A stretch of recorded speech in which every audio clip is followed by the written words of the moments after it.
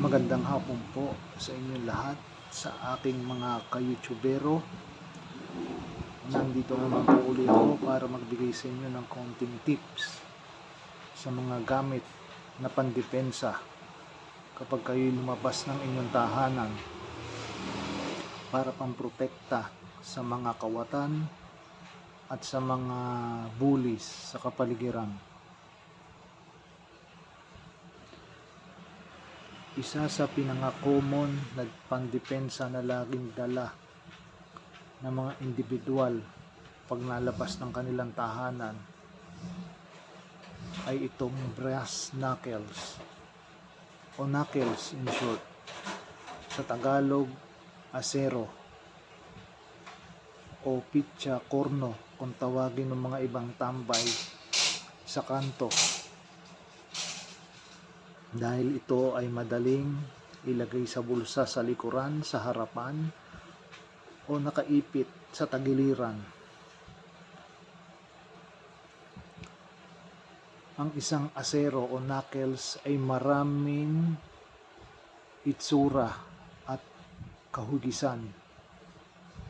At itong nasa aking palad na nakikita ninyo ay isa lamang variations ng knuckles. Ito ay isang mapanganib na gamit, lalo na doon sa marunong at alam kung paano i-deploy itong knuckles o asero, dahil ito ay pag nakasuntok sa muka ay tsak na may kalalagyan ang masusuntok nito, hindi lang sa muka, maging sa dibdib.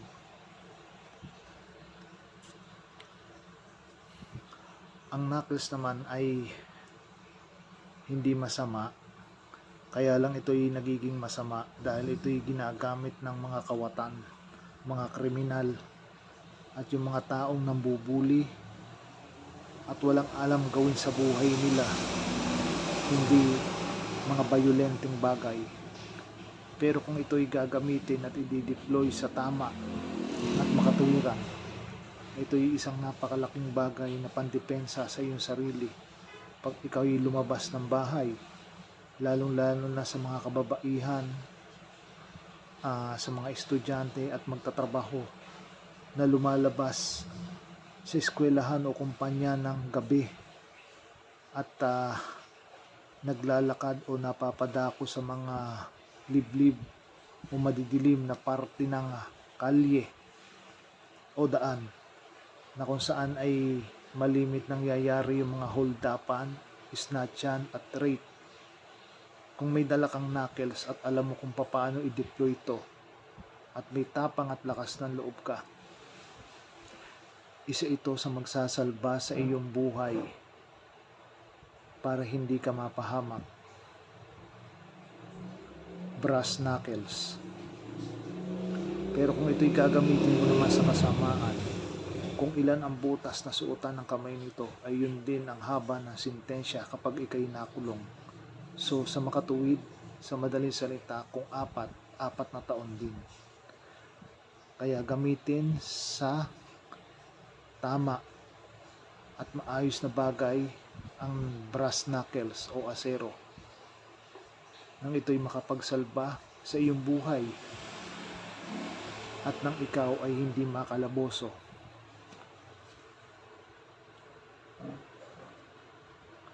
Brass knuckles o asero. Ito naman ay Spyderco foldable knife, made in USA. Isa sa aking mga koleksyon, pero ito'y nabili ko lang sa isang online shop, kilalang online shop dito sa Pilipinas. Logic lang naman, kilala na kung sino yung dalawang yon pagdating sa mga online selling. Pero ito'y makukuha nyo rin sa mga online tactical shop.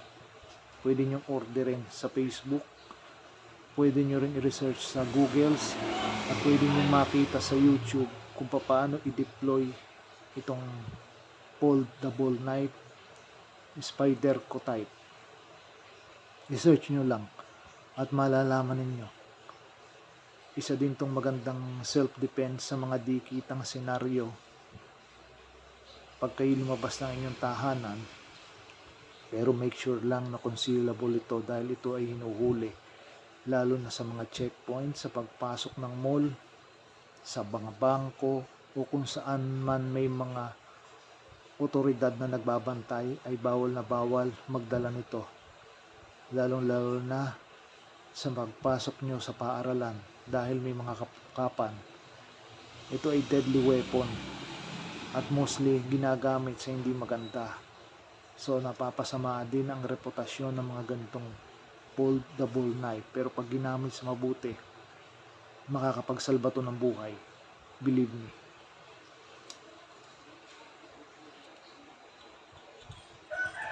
Ito ay ang kubotan. Isa sa pinakamadaling access pagdating sa self-defense dahil ito'y keychain. Sa Tagalog, ang tawag dito kung hindi ko nagkakamali ay dulo-dulo. Merong kahoy na ganito, merong bakal. Ito naman, titanium yata kung hindi ako nagkakamali. Pwede din itong pambasag ng salamin ng kotse. Pag dinikdik mo, kung naiwan mo yung susi mo sa loob at hindi mo makuha or hindi ka makapasok sa bahay, salamin yung pintuan, pwede mong idukdok to para mabasag at makapasok ka. Pero wag mong gagawin kasi hindi naman ganun-ganun lang magpagawa ng salamin once na na-damage yung ito. Gamit din to sa dikitan. Yung mga nag-aaral at bihasa sa FMA, lalo na yung mga guro o tuhon, alam nila kung paano ito gamitin. May tutorial din to sa YouTube, so i-watch nyo na lang kung paano gamitin ang kubotan o dulo-dulo, in short, in Tagalog. Ito naman ay kabar. Ito'y gamit sa tools o liabi yata ito, na pagtanggal ng tornilyo sa mga sasakyan na i-convert sa pan knife, small type. Concealable din ito at mabibili nyo sa mga tactical shop nationwide, online or kahit hindi online, basta may alam kayong tactical shop sa area ninyo, makaka-score kayo ng isa nito.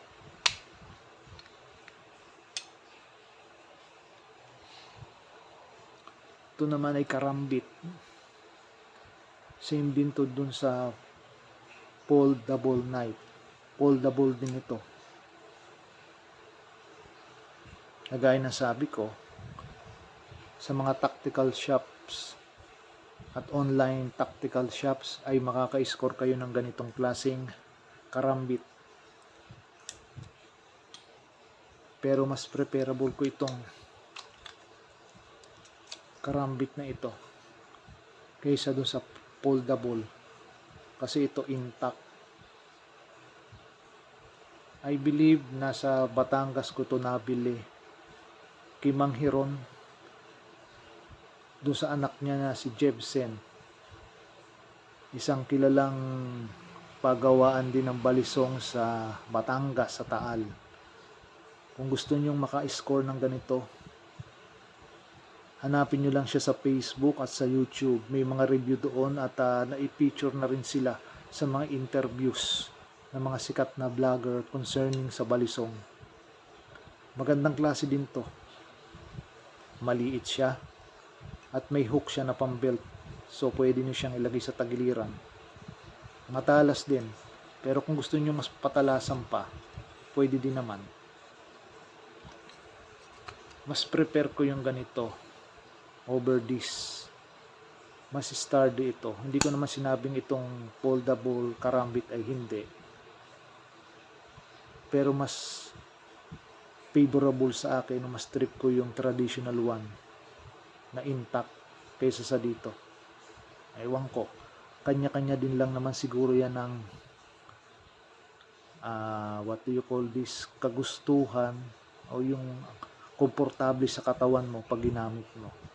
But for me, I prefer this one. the more traditional type ng karambit.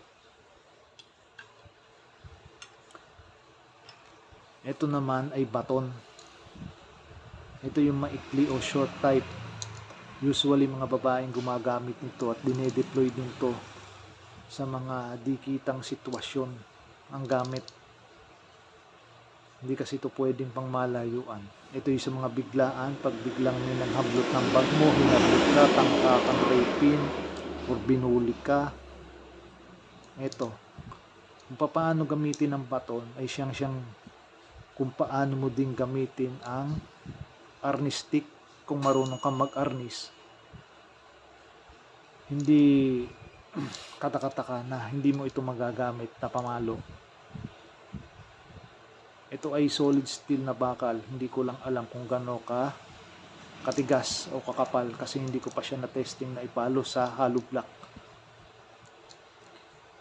It's been here for me since mga 3 years ago na nabili ko din sa isang tactical shop bilang koleksyon. Meron ako nito yung mas mahaba, nakatago. Ito isang part lang ng aking koleksyon ay pinakita sa inyo. Anyway, sa lahat ng ipiniture kong yan, basta't nasa tama at maayos ang paggamit, kayo may pagtatanggol ng mga kagamitang yan. Pero once na yan ay ginamit sa masama at illegal, pambubuli, ang kalaban ninyong otoridad. Kaya sana maging responsable tayo sa ating mga gagamitin at gamitin lang natin to sa makatotohanan at makatwirang pamaraan na hindi tayo makakapang-argabyado ng ating kapwa nang hindi rin tayo magkaroon ng problema sa huli. So yan lang ho yung pinakita ko sa inyo ng mga gamit na street self-defense weapons. Nauna yung una kong ibinahagi, ito yung pangalawa. Naka-upload din yan dito sa aking channel at mapapanood ninyo. May kaiklian nga lang ho yun, pero ito yung mahabang paliwanag ng bawat weapons na inyong magagamit kapag inyong daladala. Actually, marami pa hong iba dyan sa kapaligiran na self-defense concealable weapons that if you want to use for self-defense sa streets, especially at night, pag naglalakad kang mag-isa sa kalye, lalo na doon sa bahagi ng mga walang ilaw, gamit na gamit nyo itong mga gamit na to, basta't concealable lang at nakatago. At huwag na huwag nyo siyang dadalhin pag dadaan kayo ng checkpoint, papasok ng mall, ng bangko, or ng school. Gawa ho yan ay hinuhuli, kahit sa makatwirang pang dahilan. So yun lang ho may ibahagi ko to you. Again, see you on my next vlog. And please like, share, subscribe, and views para ho pag dumami ang ating follower of subscriber, makakagawa pa ho ako ng maraming informative videos about self-defense weapons. And maybe, just maybe, on my next video I might feature locally made blades naman ho, yung mga gamit na pang self-defense at farming tools, and especially used in FMA tactics. Sa susunod ho yung pictures ng aking video, and I hope you like this one na aking paglalahad po nito sa aking maikling kaalaman tungkol sa mga weapons o gamit na pandepensa sa kapaligiran na inyong magagamit para maisalba ang inyong buhay laban sa mga kriminal, mga bullies at kawatan, etc. sa kapaligiran. Muli po ay maraming salamat at sana'y may natutunan kayo sa mga pinagsasabi ko sa videos na ito. Until next time, magandang hapon po uli sa inyong lahat.